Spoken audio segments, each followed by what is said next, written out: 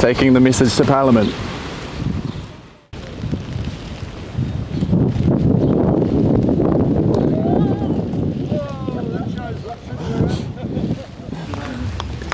You made it here in such horrendous weather. I live in Wellington. Do you feel like your effort was worth it? Absolutely, it's always worth it. It's always worth it. If we don't do something, we've got to be on the right side of history, and we've got to. If you stand for something, you've got to be there. So the petition was to basically urgently put an end to the COVID vaccines, but unfortunately with this process, it has to go through about 7 stages in order to be passed as law. Could you speak to that for a second? God, how long is that going to take? It's just like, why? Why do they have to go through all this? I mean, there's so much evidence going on around the world. New Zealand just won't recognise any of it, will it? It's just, it's pathetic. It's just, does my head in. Yeah, we were here in February for the fluoride one, and it Yes. still hasn't made it past the members' bill. Yes, Yeah, that's what I mean, yeah. yeah.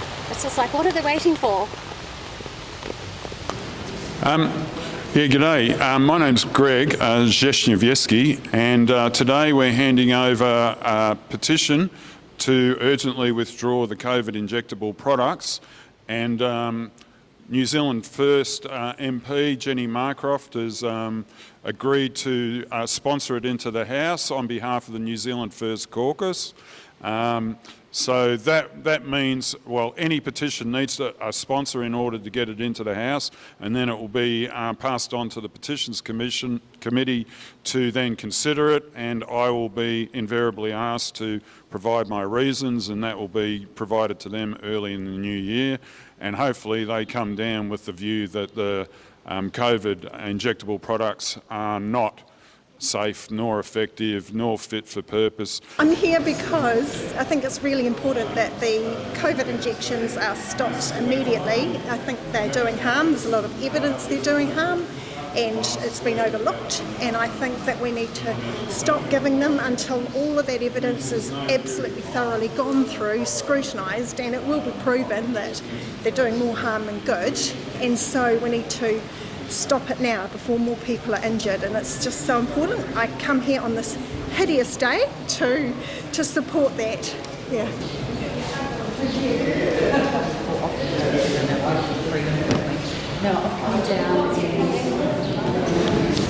Well, Jenny, pleased to meet you. My name's Greg, and thank you very much for agreeing to take that to the petition or to the clerk and have that addressed by the Petitions Committee. Thank you very much. Thank you. Obviously, it's an honour on behalf of New Zealand First to accept a petition. As part of the parliamentary process, this will go through to the Petitions Committee. We have a separate committee set up purely to look at petitions. Now, what they may decide to do is they may decide to look at it themselves as a committee, or they may choose to forward it on to another appropriate committee if they see fit. With this being such an urgent matter, how do you feel about the process in Parliament? This will have to go through about 7 stages before anything can happen. Yeah, I know. It's just bureaucracy gone mad. It's always like that. In fact, I don't hold out a lot of hope that Parliament will do anything. I don't think there's a high chance, to be honest. You what, I sorry? don't think there's a high chance. I don't think they can admit the truth. That's point blank. That's what they'd be doing if they did it. So what's the value in this today, do you think? Well, it's like Matthias Nesbitt said, to stop totalitarianism you have to stand up and speak the truth even if they don't want to hear it. Yeah. And that's the most important thing. That's why we keep doing it. All I can do is thank you and thank the community for coming to Parliament on such a beautiful Wellington day and to present your committee. As you know, New Zealand First, we always like to ensure that someone receives a petition. It's part of democracy, having your voice heard. So on behalf of the party, I'd like to thank you and also accept this petition and look forward to following through its process. Okay, John Ansell, you were the brains behind the sign today. Could you explain it for us? Yes, this is my own little initiative to humiliate the only New Zealand First MP on the Health Select Committee. I've been saying all year that she is going to do Winston's bidding and vote for the Gene Tech bill. That must be the numbers because the Labour and Greens vote against it.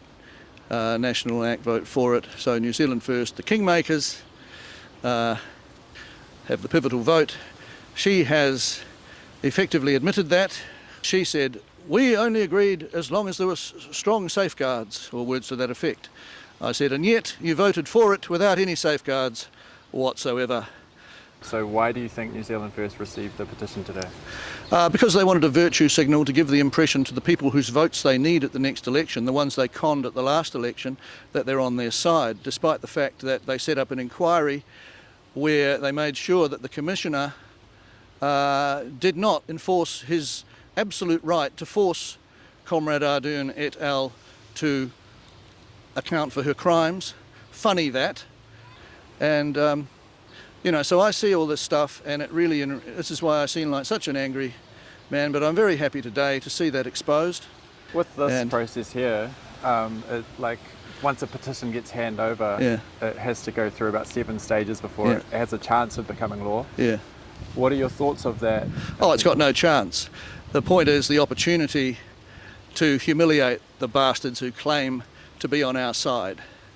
I don't suppose that a New Zealand government made up of reprehensibles of the kind we've seen in recent years is going to have a bar of such a petition, but hey, let's hope they do.